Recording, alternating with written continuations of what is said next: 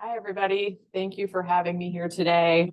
I think if you had told me when I was going to medical school that I was going to be really excited to give a talk on erectile dysfunction, I probably wouldn't believe you, but my career took me to this place and COVID did weird things to us all. So I'm glad to be here and see some of your faces in person.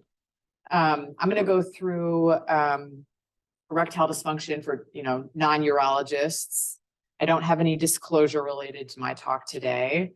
I'm happy to answer questions kind of as we go along or at the end, and we'll kind of go from there. So my objectives are to review normal erectile function, identify different mechanisms that contribute to ED, recognize the multifactorial nature of erectile dysfunction, talk about some medications that can be started prior to a urology consult, and then also give you a little flavor of what second and third line treatment options for erectile dysfunction if your patients have questions about what they can expect when they land in my office.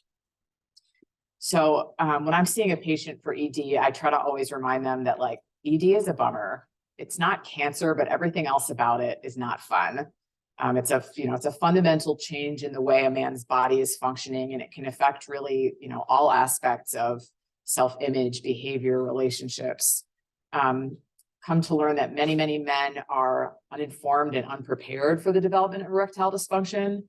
And this is not scientific, but this is my own kind of reasoning behind that. I think it's kind of twofold. There's a very robust understanding that women's bodies change as they age. They go through menopause, things won't be the same, libido changes, women develop dyspareunia. There's really no cultural equivalent of that in men. And lots of men are under the impression they are going to be functioning at 78 the same way they were at 18, which is obviously not realistic. But the other thing I've noticed is that men are very stoic, and while female patients will tell each other everything, they all know how much their friends are leaking and what kind of UTI medication they're taking. Men don't talk about it with each other. So they come to the office, unfortunately, thinking that they are the one guy this is happening to. And I always remind them to look out in the waiting room and realize that half of their buddies are also out there also.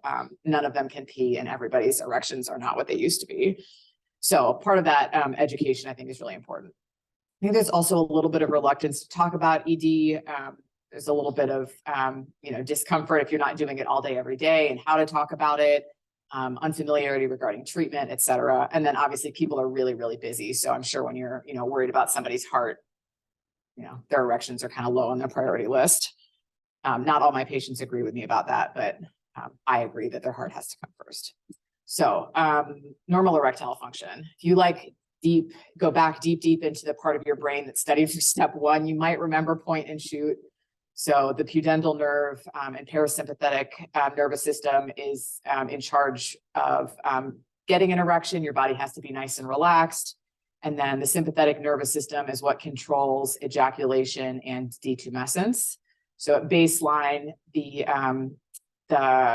penis is kept in a flaccid state by a low level of sympathetic tone, which we'll talk about a little bit more when we get to discussing psychogenic erectile dysfunction. And then testosterone is also involved. That's the hormone that maintains corporal smooth muscle, neuronal activity, sexual response. And then the first sign of low testosterone or hypogonadism is low libido. And obviously, if your libido is low, you're not usually having a lot of sex. So penises are an interesting organ, right? They can do a lot of things. They're flaccid, they can get hard, they can get soft again. You can pee through a penis, you can ejaculate through a penis. There's a lot going on. So it's a pretty complex process, and erectile function depends on really the integrated system of vascular supply, biochemical signaling, and penile innervation.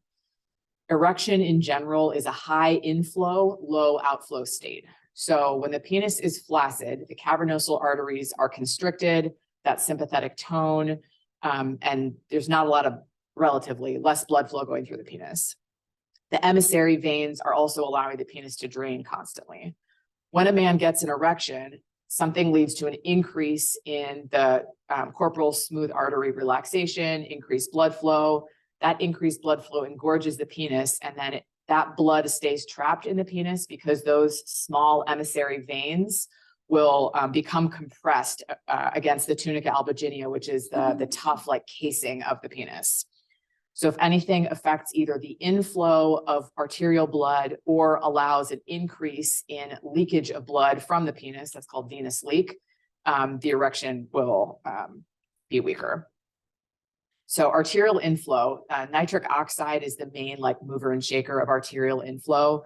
Sexual stimulation leads to release of nitric oxide, which comes into the smooth muscle cells, increases CGMP, and then smooth muscles relax and you get more blood flow to the penis at an erection. Medications like sildenafil stop the degradation of CGMP to 5-GMP, so they improve the erection, but they don't just give you an erection. And then venous outflow we talked about. So when the corporal arteries are engorged, the venous outflow from the penis decreases and blood stays trapped in the penis. So high inflow, low outflow state. So erectile dysfunction is persistent difficulty attaining or maintaining an erection sufficient for sexual activity. That's a little bit subjective. What one man will consider, a firm erection is not the same thing as another man. The length of time that a man has erection is also subjective. One thing I'm always asking patients when they come in and talk about, well, how long am I lasting during sex? How long until I ejaculate? The average intravaginal latency time for most men is about 5 to 6 minutes, which is less time than the average guy would consider. So I hate to say it, but I've seen a lot of young guys, especially, college kids are watching a lot of porn that think it's normal to last like 30 minutes, an hour, because that's what they're watching. And I'm like, that is a movie studio. That is not real life. So understanding what does this guy really mean when he's saying he's having trouble? So the prevalence is variable, depending on who you ask. But big picture, 50% of men over the age of 40 have some degree of erectile dysfunction. And the older you get, the more likely you are to have it, which, makes sense. Urologists like to say that erectile dysfunction is the canary in the coal mine for vascular disease, because the cavernosal arteries are smaller in diameter than cardiac arteries. So erectile dysfunction will a lot of times predate coronary artery disease by about 10 years. So when we see younger guys, in their 30s and their 40s that come in with erectile dysfunction, I'm asking them every single time, do you have a family history of heart disease? Do you have anybody in your family that had a heart attack when they were young? And we'll frequently send them back to primary care or to cardiology to get a workup. If they're like, you find these guys who are like, oh yeah, no man in my family lived past the age of 58. You're like, off to cardiology you go, go there first. So it's a real thing. I think it's also a good wake up call to those men when you talk to them about lifestyle changes, quitting smoking, obesity, diabetes, that ED is the first thing to go. It's also a great way to get people to quit smoking, is to tell them that their erection's the first thing that are going to suffer. So causes of erectile dysfunction, organic and psychogenic. So organic means something anatomic, something that affects arterial inflow or something that increases venous outflow. Vascular disease, obviously, the biggest ones we see are, I'm sure, the same things that land people in cardiologist's office: diabetes, obesity, tobacco abuse, sedentary lifestyle. Nerve problems, obviously, if you can't feel your penis or there's something going on with the pelvic nerves that affect neuronal input to the penis, you're going to have trouble with erections. Hormones, testosterone being the big one. Although if I had $1 for every time someone told me I have ED and low libido and check my testosterone and it's like super high, I would have a lot of money, because low testosterone does not just the be all end all of ED. And then medications can also do it. Antihypertensives obviously lower blood pressure, so you have less blood pressure into the penis. SSRIs are a big one. They don't tend to cause a lot of erectile dysfunction, but they do tend to cause a lot of orgasmic dysfunction, which drives people crazy. So their anxiety and depression is better, but now they can't have an orgasm and they're really frustrated. So luckily there's some switching around of medications we can do with those. Psychogenic. So psychogenic is a big subcategory of erectile dysfunction, and I generally treat it the same way that I would treat a guy with organic disease, but there's more you have to understand about it. So we talked about the sympathetic tone leading to either ejaculation or detumescence. So if in a guy with primary psychogenic ED, these are the young guys, performance anxiety. They had some issue one time when they went to have sex, and now the next time they go, they're having a hard time getting an erection because they're just getting this little squirt of adrenaline. And then as soon as your body thinks it's running from a bear, it will shunt blood away from the penis to your muscles like a light switch, flipping on and off. see it in older guys who do have some component of organic ED for the same reason, right? They're starting to have trouble with erections. They're getting this kind of like stuttering. They need more stimulation, and then they get in their head about it, which makes total sense. And then they've got this psychogenic component on top of it. So I try to really normalize that, both for the guys that come in with organic, like primary psychogenic erectile dysfunction, and the guys that come in with it as part of a secondary picture. The psychogenic ED, we'll talk about a little bit more in a few minutes, but it's kind of this vicious cycle where, like, if you have a trouble with erections and then you start to worry if you're going to have trouble with erections, it just builds on itself. So being aware of that is real. So that's that performance anxiety, guilty penis syndrome. Urologists love to talk about the guys that will tell you, like, well, there was infidelity and now all of a sudden they're having trouble getting erections. That's a thing. Okay, so treatment. So identification is the first one. If you don't ask, most men won't tell you. And in my practice, the other place I see this is, like, you know, you come in to talk about, I'm having trouble emptying my bladder, or I've got a hydrocele. And then as I'm walking out the door, they're like, hey doc, one more thing. And then of course, we're going to talk about ED. 100% of the time, hey doc, I have one more question, is let's talk about erections. So just educating them. And in my practice, I try to normalize it a lot. Like, you know, hey, this isn't cancer, but this is a bummer. It's so common. 50% of men over the age of 40.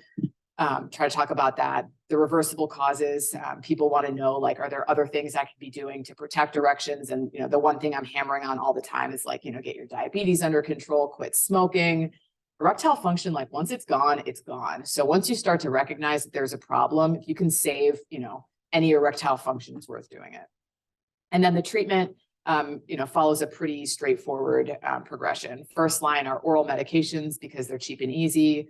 Psychotherapy is on there, especially for guys with psychogenic ED, especially those who are starting to have trouble with relationships, the stress going along with trouble with erections. Second line are a lot of times when urologists come in. Most common second line treatments are injection medications, but we also have vacuum pumps, intraurethral suppositories, and then surgery is really the last line of defense. And we'll talk about surgery at the end. Penile prosthesis, penile implant surgery used to be a lot more common pre-1990s because there was no Viagra, but now with the development of all these medications, we do less penile implant surgery now than we have in the past. Okay, so PDE5 inhibitors, most patients could list the name Viagra, like everybody's heard of Viagra. So in placebo studies, they all work better than a placebo. The success rate with a first prescription is pretty high, 60, 75%. Most men will be able to tolerate them without significant side effects, but some men will respond better to one PDE5 inhibitor than another. So I usually will try them on at least one or two medications before moving on to something else, especially since if they are truly failing PDE5 inhibitors, they're probably going to need injections. And there's a big mental leap between, I'll take a pill an hour before sex, and I'm going to teach you how to inject some medication into the side of your penis. That's like a big mental hurdle, understandably. So PDE5 inhibitors also rely on the presence of cGMP, so they have to be coupled with sexual stimulation. That's a big reason for failure of those medications, is the guy will, like, take the erection and take the medication, and then, like, I didn't get an erection. Like, you still have to stimulate and kind of get things going. Okay, so there are several different PDE5 inhibitors on the market. I'll be honest, the only two I ever prescribe are sildenafil and tadalafil because they're generic.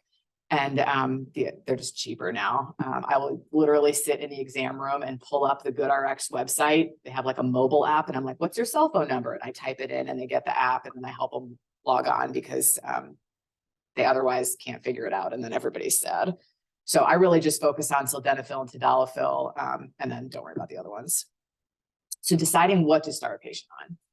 I like to start with sildenafil, mostly because it tends to kick in more quickly than tadalafil, so it's a little bit easier to time.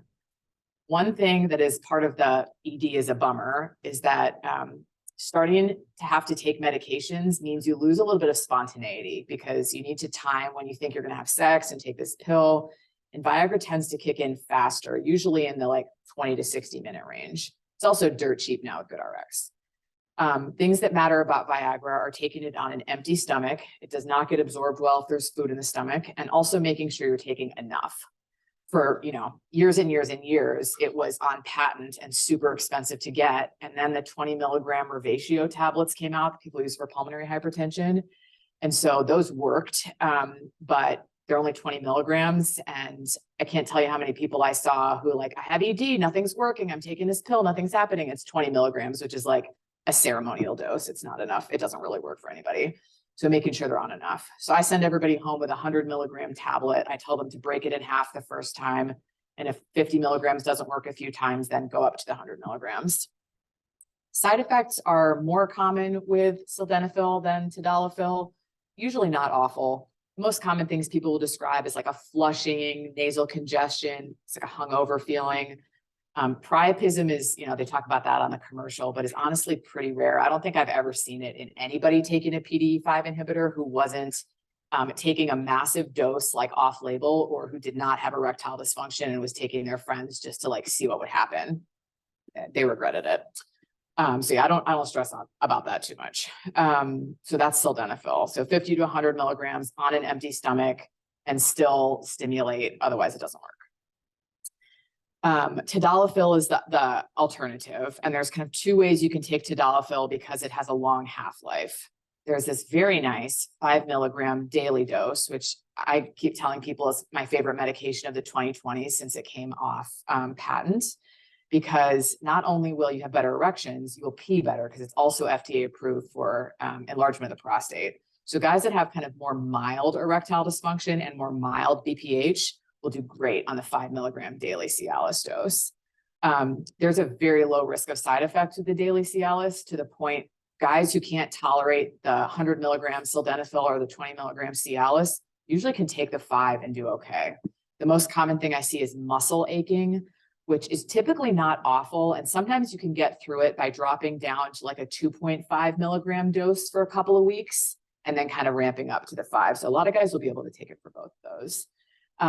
It's not enough for every guy with ED, certainly when you get into the more severe forms of erectile dysfunction. So if I have a guy that's taking it and doing well on a daily dose and he likes that he's peeing better, but he's still not getting firm erections, I think it's absolutely safe to add 100 milligrams of Viagra on top of that, or the 20 milligrams of Cialis on top of the daily. Some people are a little worried about that, but honestly, I've never seen an issue with it. One thing that's nice about the Cialis is that food in the stomach does not affect absorption. So that's one less kind of thing you have to plan out. The onset takes a little longer. Company says less than an hour, but honestly, I think 1 to 2 is more realistic. And I've had tons of patients tell me it doesn't work at all. And then I wake up the next morning with the best erection of the year. And like my, partner's not interested, and, it's a waste. So I think the timing of the Cialis can be a little bit annoying, but, for some men, it does work better than sildenafil. It does have tend to have fewer side effects. Okay, so top reasons PDE5 inhibitors fail. I think I've gone through most of these. So they aren't enough to initiate an erection on their own. You still need to have sexual stimulation. You have to take sildenafil on an empty stomach. That almost never gets counseled to patients. And the sildenafil 20 milligrams is, I like to say, a ceremonial dose. If a guy tells me, oh yeah, I do 20 and I feel great, I'm like, awesome, you have very little erectile dysfunction. You're gonna do great on the Cialis 5 milligrams. Probably 50% of guys can be salvaged with re-education, which is awesome. If they think they're coming and going to have to start doing injections, and then you tell them like, hey, I just think you need more medication or to do this or that, like they're happy, especially now that those, the PDE5 inhibitors are cheap. They used to be like, 40, 50 bucks a pill, or you'd be like sending them a prescription to go to Canada to get. And now it's a lot easier with GoodRx. I should take out stock in that company for like how many times a week I use it. Contraindications. So big picture, anything with nitrates. And actually, this is one of the questions I have for you guys. So usually when I see a patient that's prescribed nitroglycerin, I ask them like, when was the last time you took it? How often do you need it? And if they tell me, oh, I've never taken it, or I took it once 9 months ago, I usually am like, okay, it's probably fine. We agree with that? Is that legit? Can I tell urologists to keep doing that? Okay. Alpha blockers will technically come up as a contraindication because of hypotension. Although like every man in my clinic is on an alpha blocker and a PDE5 inhibitor, and I've never seen somebody, with hypotension. So I don't worry about that. And then vardenafil can cause long QT. So you shouldn't take it with certain antiarrhythmics. But again, it's not cheap. It's not generic. I never prescribe it. So just forget all about it. Okay, so when to call urologists? If they're on a max dose and it's not working, and my Not working is kind of a broad statement. So if a guy's not able to have sex or not have the sex that he wants because of erectile dysfunction, I consider that a failure. So there are guys that will tell you like, well, I get an erection, but I can only have sex with me on top. It's very positional and I want to be able to have sex with my partner on top. And something about that gravity just like is enough to lose the blood flow and it's not working. Like, see a urologist. Side effects, there are guys that will feel terrible on sildenafil. They just feel hungover for 48 hours afterwards. Like, don't suffer through that. We have other options. And then obviously contraindications. Second line treatment. So this is my wheelhouse. Injections. So intracavernosal injections are basically a mixture of vasoactive agents that are injected directly into the corpora to give an erection. It's papaverin, phentolamine, and alprostaglandin, PDE1, or some combination of those.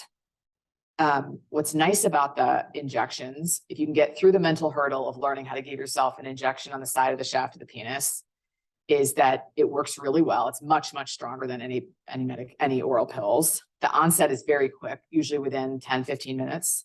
It's more expensive, but it's not crazy expensive. Usually they'll get 5 vials and each vial has 100 units of medication in it. Most men are taking between 30 and 50 units. So it's cheaper. And then the satisfaction is actually pretty high. Like you'll see guys that will come in, they'll be like, I haven't had an erection in 10 years. And we give them an injection in the office and they like dance their way out the hallway because it works so well. It's scary. Diabetic patients tend to do the best because they're used to giving themselves injections.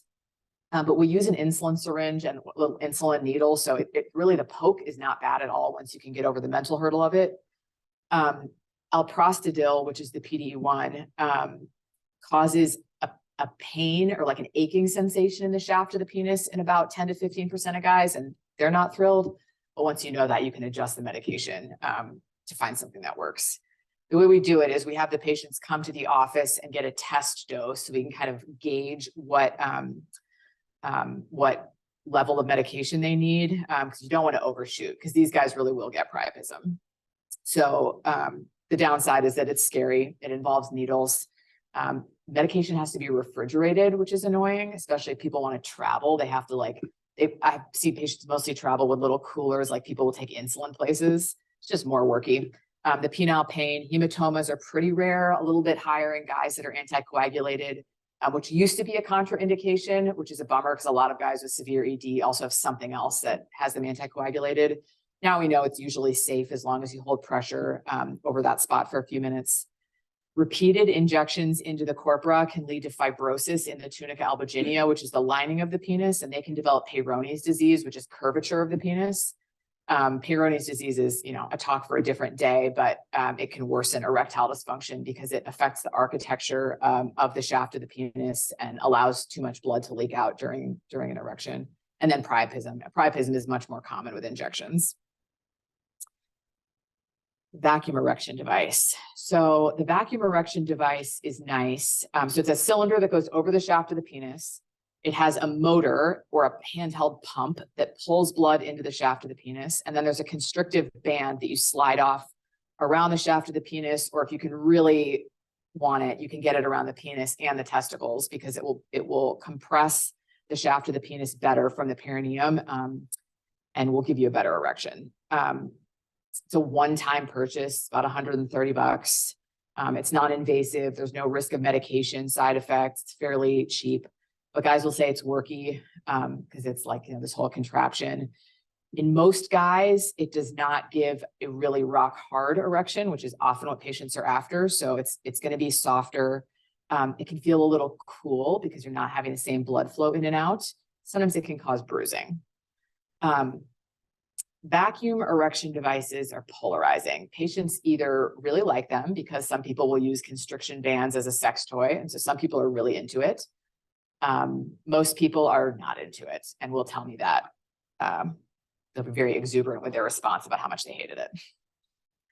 And then there's this intraurethral suppository, which I feel like looks like some sort of medieval torture device. But it's alprostadil, prostaglandin. It goes directly into the urethra and dissolves, which sounds nice if it means you can avoid a needle. It works pretty quickly, but it costs like $250 a dose. It makes it burn when you pee.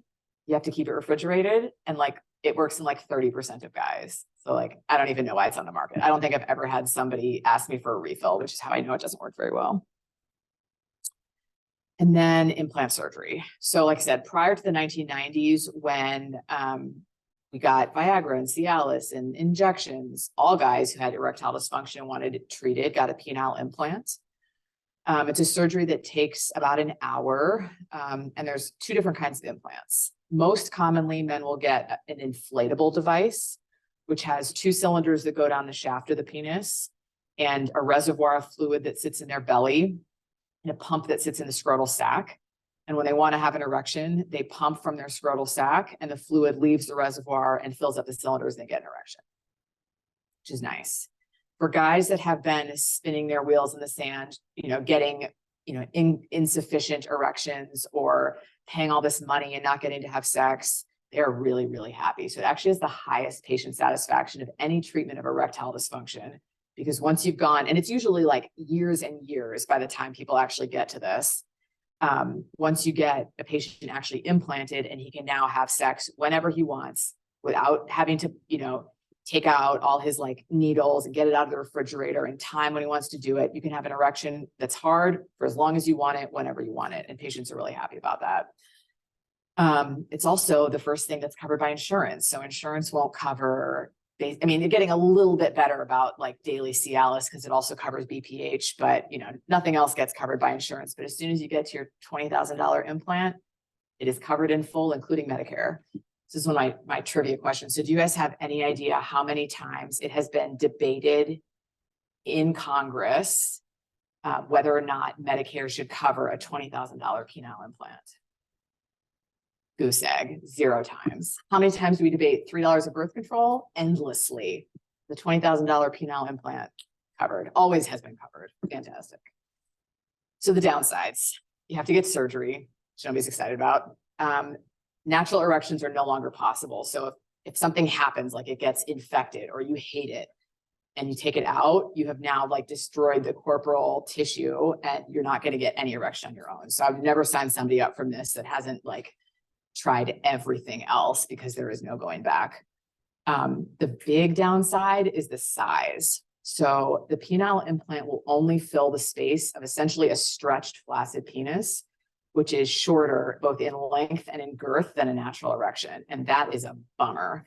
It's a bummer on top of that because for every 1 to 2 years a man goes without getting an erection, he loses about 1 centimeter of penile length, which is another one of those things that nobody talks about in society, but happens all the time, and men feel completely alone. So when guys are, in their teens, you're getting erections like 50 times a day. Every time that happens, those corporal tissues are stretched out. You stretch a pregnant belly out. You can stretch earlobes out with, with earrings.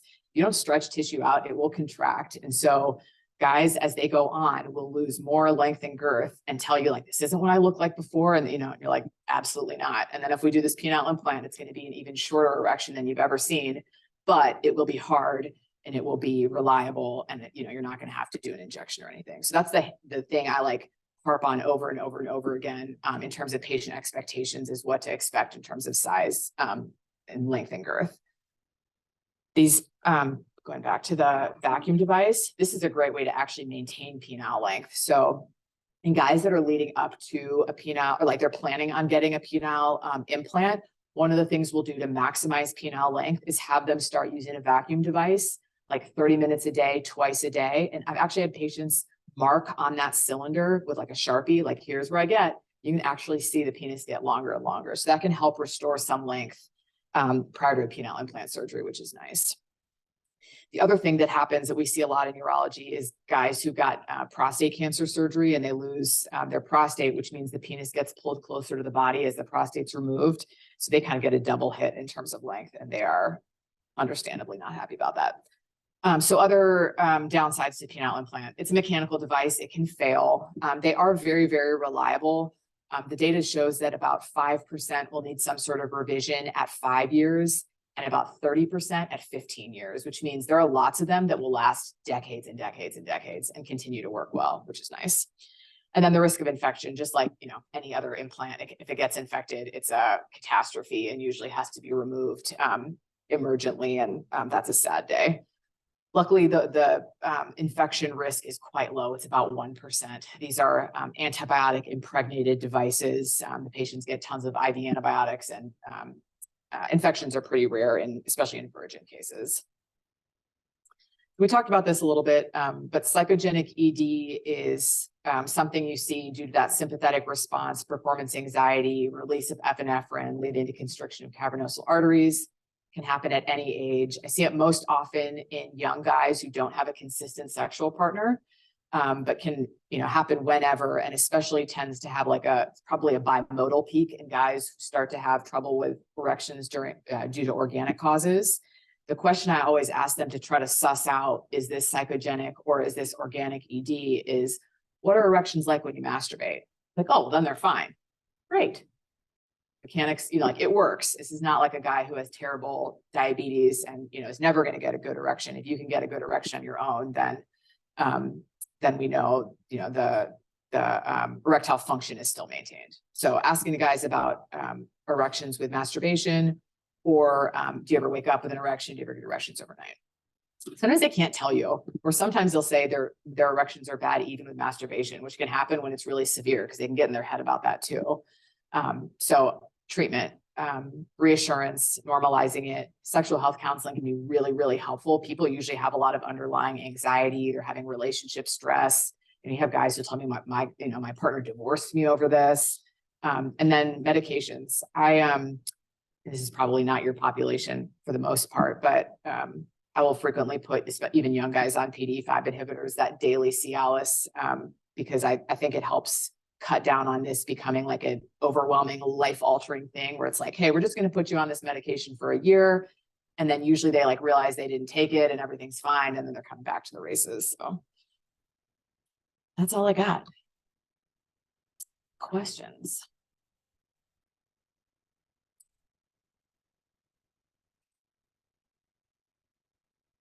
Can't tell if there's anything in the chat. Oh, perfect. Okay. Yeah. Any questions from the audience? Yes. Salim? Thank you. I'm desensitized, right? You just have to do it all day and day in the take out. So it's a really great talk. In my practice, I ask about it frequently. And I wanted to get your thoughts on beta blockers. Good question. A lot of our patients have to be on beta blockers. Yeah. Those in heart failure. I always de-escalate beta blockers when they don't need it. Yeah. What I have noticed is the more beta-1 selective, like bisoprolol, Okay. have less ED than soprolol, atenolol. Okay. Carvedilol certainly is a terrible one. Yeah. Yeah. I wonder if you had any insights on that, because I try to look for data. I didn't. It's just kind of my experience. Yeah. I don't know that I've seen that, but that's interesting. I mean, I believe you if you've seen it in your practice, but I don't know of any data that has looked at specific beta blockers. Data, but I just physiologically, I would think that beta-1 selective less events for it. Yeah. Seems to be working out. Yeah. Yeah. Well, what's funny is most guys that come in with ED, they have every medical problem. They're on all the medications. And so we just deal, unless it's one of those guys that is super needle phobic and he's on isosorbide and we're like, is there any chance he can come off it or switch to something else so I can give him Viagra? In general, heart and then urology.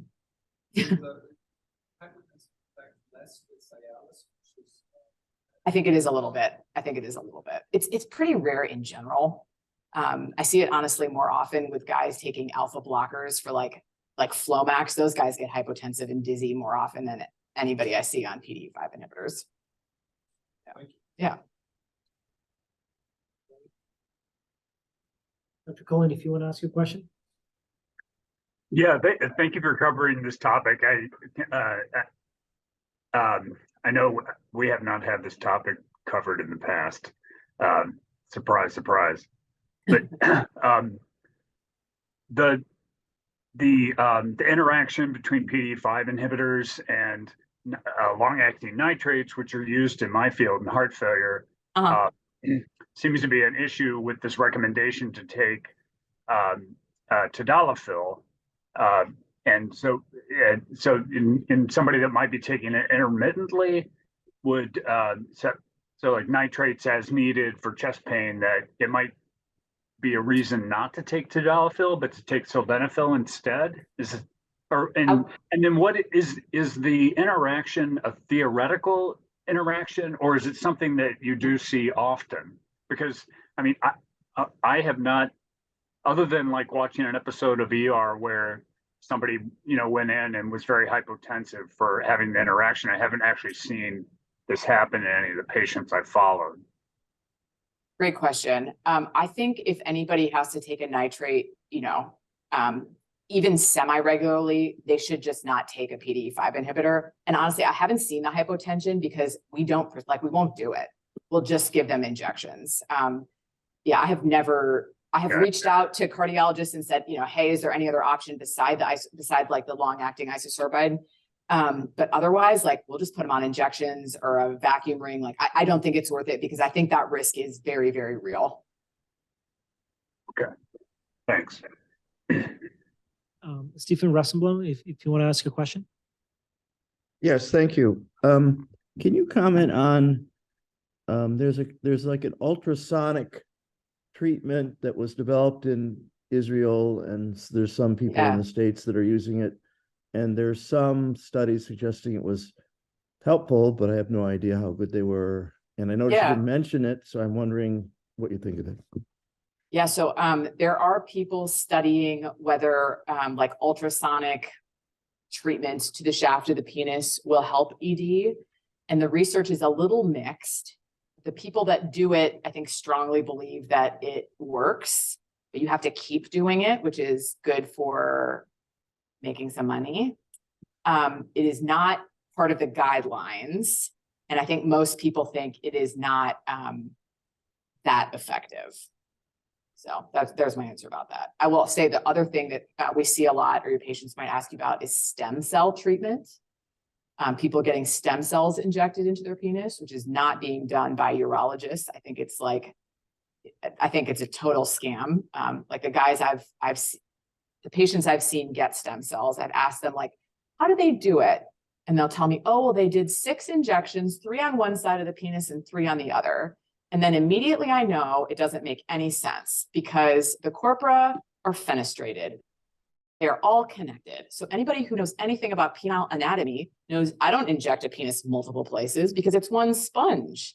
So like they poked you 6 times and charged you $5,000. Yeah. Tell them to save their money. You can buy a lot of injection, like in actual real medication. Dr. Opinski, I think you had a question. First of all, thank you. It's just really fabulous. And it's really important for us to hear and for you to destigmatize, demystify this. So first question is, Cialis having an effect to improve flow, just urinary flow. Does a Flomax reverse have any effect on erectile dysfunction? Good question. Flomax does not have any effect on erectile dysfunction. Flomax can cause retrograde ejaculation, which really freaks guys out because it relaxes the bladder neck.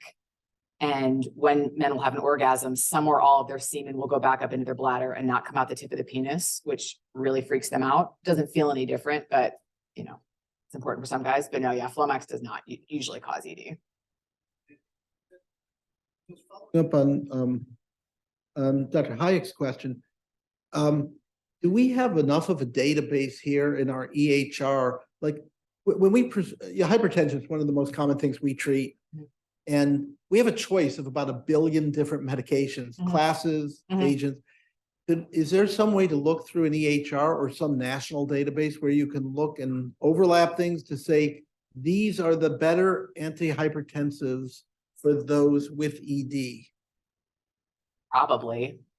It would need somebody smarter than me to do it, but probably, I mean, right, we've got it all there. It's all in my chart, right? You know how many people have the diagnosis, you know exactly what medications they're on, you know if they've seen urology, I mean, it's all in there.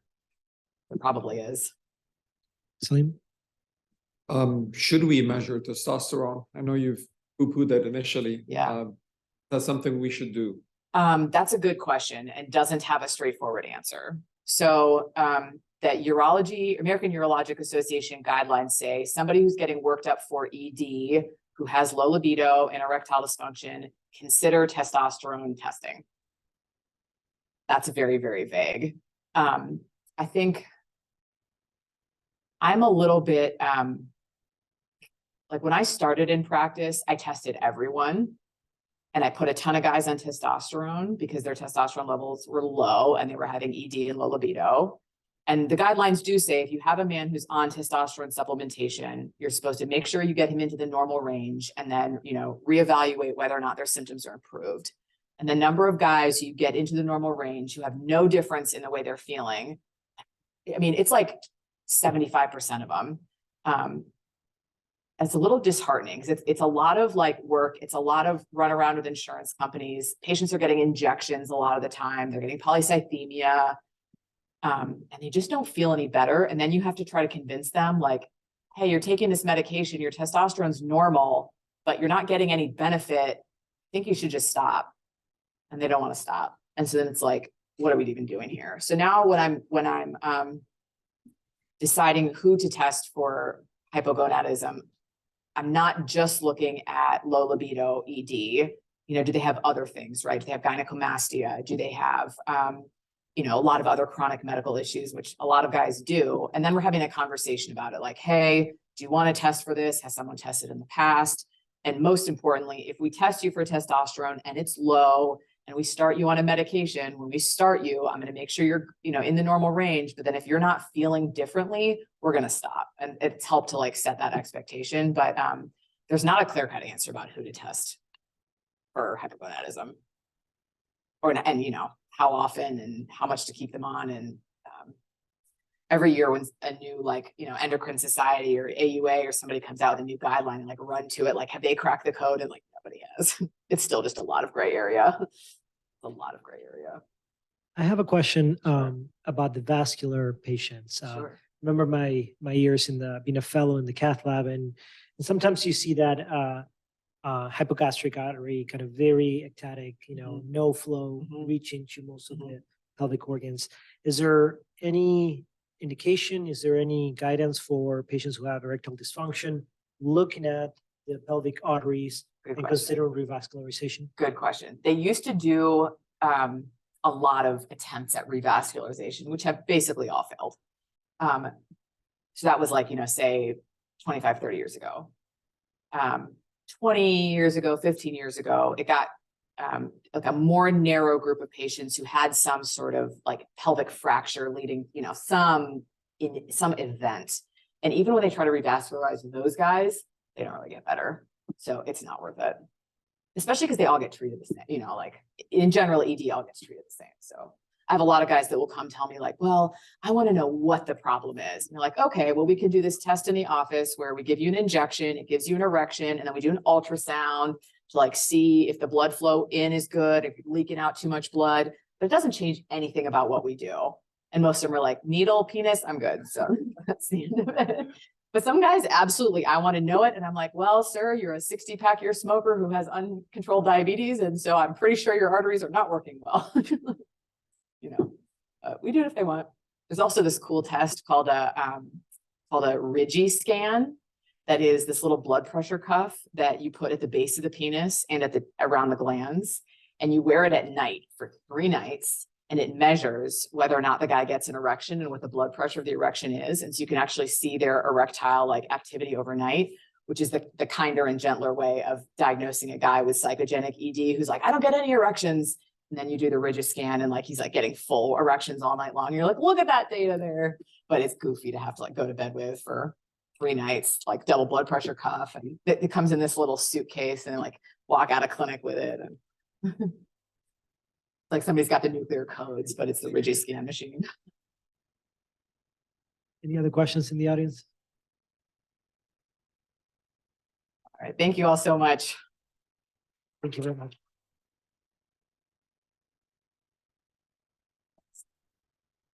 Yeah, happy to help. It's so much more fun doing a talk in person than on Zoom. Oh my God. I never know if my jokes are landing on Zoom. Okay, anything else you need from me? No, I just want to get your